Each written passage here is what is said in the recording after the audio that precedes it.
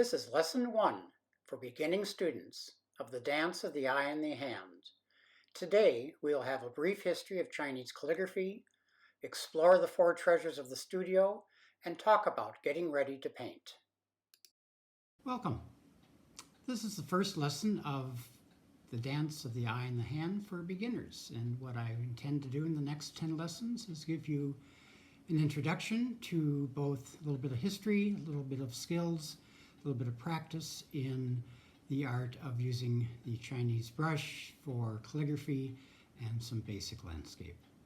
So to begin with, I'm going to take you through a 5,000 years of Chinese calligraphy history in about 3 minutes, and then give you some basics on the 4 treasures, and then we'll start grinding ink and loading our brush and beginning to work with Li-style calligraphy.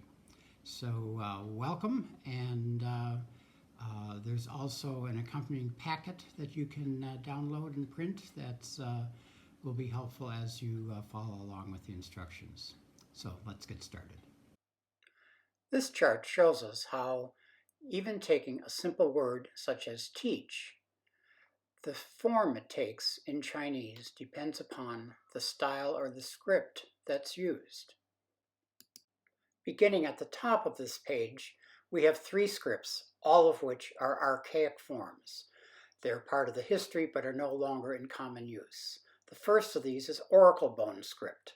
This script was only discovered at the beginning of the 20th century and was found on shards or scraps of bone scratched in to the surface. So you have something that is hard being scratched by something even harder. This predates the invention of the brush and is a fairly primitive, if you will, form of the character. Then we have bell and pot script, which at the point the Chinese began casting hard metals, this was used on the underside of the pot to scratch in an inscription. Again, taking something very hard and scraping it against something less hard, this time into metal. Thirdly, we have greater seal script. These were on large slabs of granite and inscribed in chisel documents, declarations, poems, again, were carving as opposed to painting. Now on the lower half of this chart, we have lesser seal style, which is if you have a chop or a seal or have seen the red chops and seals on paintings, these are often the painter's name or the writer's name.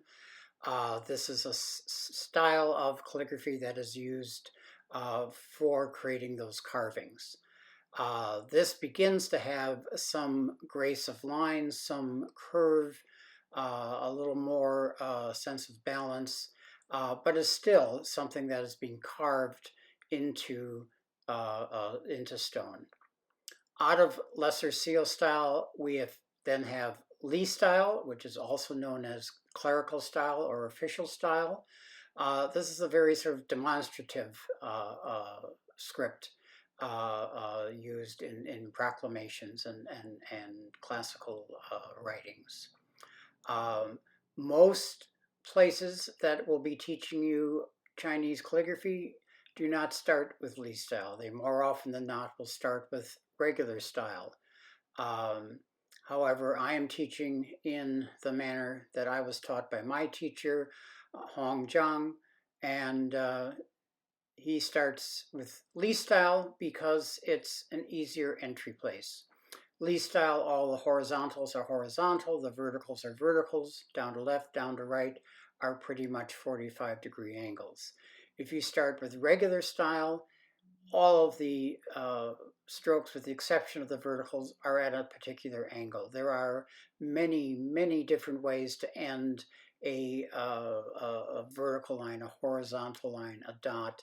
It's a much more complicated calligraphy, gorgeous but complicated, also known as precision style.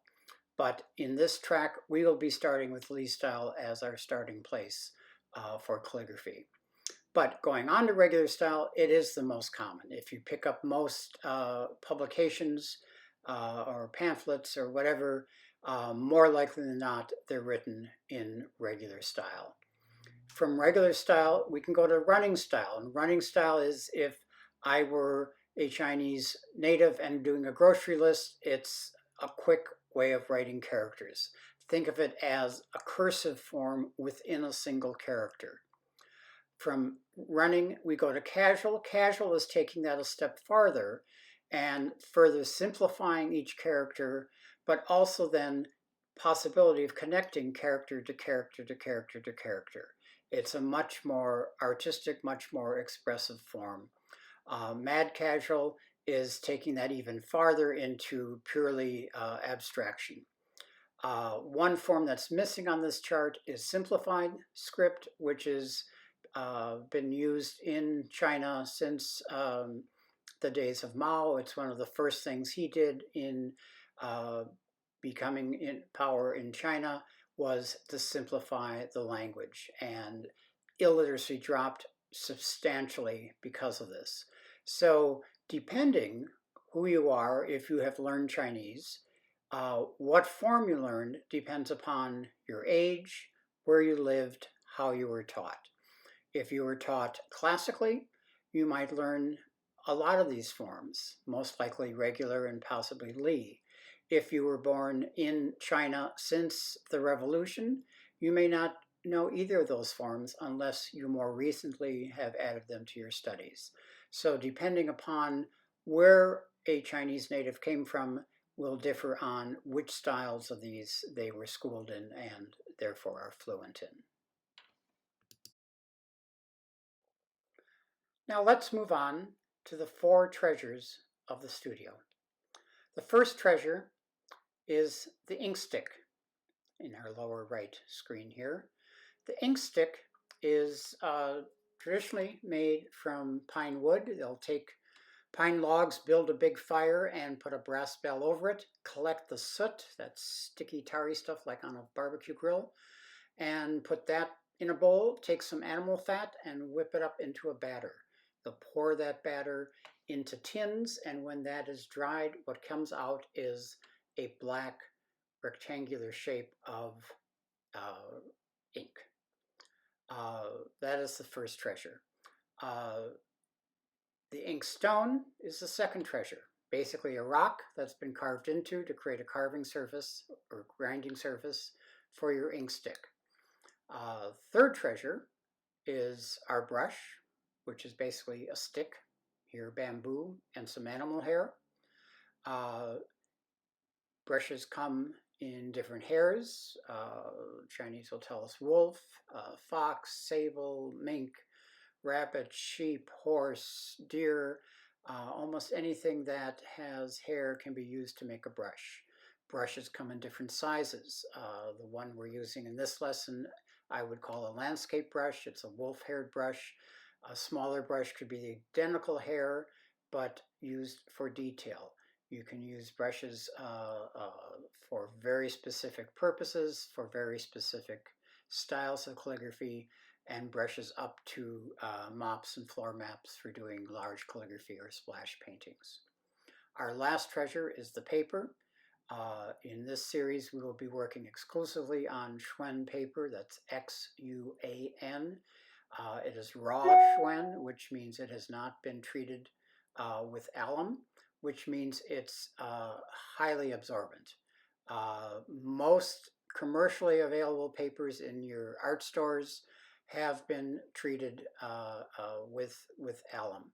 And I would avoid those for the purpose of this series and use raw Xuan paper because it's of its absorbency. It'll make it harder to work, but it'll also teach you the value and the qualities of this paper. All of these materials, all 4, have been made to work together. And these are the materials that have been traditionally used for hundreds and hundreds of years by the Chinese. These are the materials, if you go to the museum and see traditional Chinese art, these are the materials that these pieces were created from. So anything that you create with these materials then has the potential of lasting, thousands of years. So that's a little caution, but don't take that too seriously. the paper itself records every impression. Every time you touch that paper with the brush, it's like snap, a picture of what you've just done. That is its beauty, and that is its curse. There is no whiteout here. Once you've touched the paper, that mark is made, and it cannot be taken back. That said, there is you may aim for perfection in studying this type of art. That is never achieved. It is always strove for. Part of the learning here is to accept that you're going to make mistakes. And I encourage my students to try and make as many mistakes as they can on the first sheet of paper. If you start on an exercise and after the third stroke you've totally botched it up, don't ball it up and throw it away. Finish the sheet. The more mistakes you can make on this first sheet of paper, the less you're going to make on the second and third and the 14th and 15th. So be easy with yourself. Allow yourself to make mistakes. This is all a process. So before we start actually painting, let's talk about getting ready to paint, our posture, our relationship to our painting surface, and how to hold a brush. If I'm going to start painting, I want to start by being sure my paper is square to the table and I am square to the table. I may want to check my posture. I don't want to be hunched over. I want to try and get as upright as I can. That opens up the chest and helps with your breathing. I usually, if I'm going to start, particularly do calligraphy, put both feet flat on the floor and don't have them cross or don't have them upright. I want to be grounded and centered. Have some space between myself and the table, and periodically just check my posture and my positioning. Holding a brush, I want to start by having the thumb towards me, the next two fingers away from me, the last two fingers towards me. So I'm not holding it like a pencil, I'm holding it like a brush. So again, that's thumb towards me, next two fingers away from me, last two fingers towards me.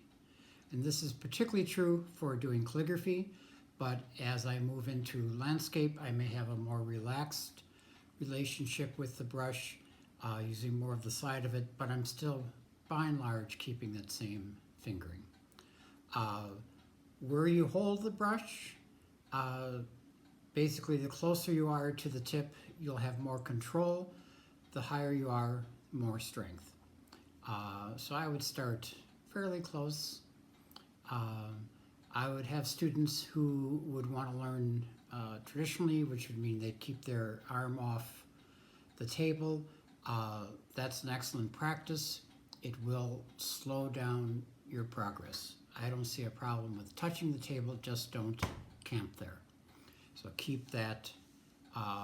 You may use the table to steady yourself, but you don't want to be fighting against the table as you move. So keep it fluid, but you can certainly use the table to support yourself. Then I also want, when I'm doing calligraphy, to keep the brush perpendicular to the paper and try to maintain that. That's a good way to also maintain your point, which you'll need as you're doing your calligraphy. So that's a brief intro into position. Again, square yourself to the table, your paper's squared to you. That's going to help you stay in vertical and horizontal relationship as we laid out these characters. And then lastly, the hand positioning, thumb towards you, next two fingers away, last two fingers towards you. So let's move on. Before you go, one last note. The handouts for the Dance of the Eye and the Hand for beginning students and continuing students, all lessons, are posted as downloadable PDFs at www.laughingwatersstudio.com. Have a good day.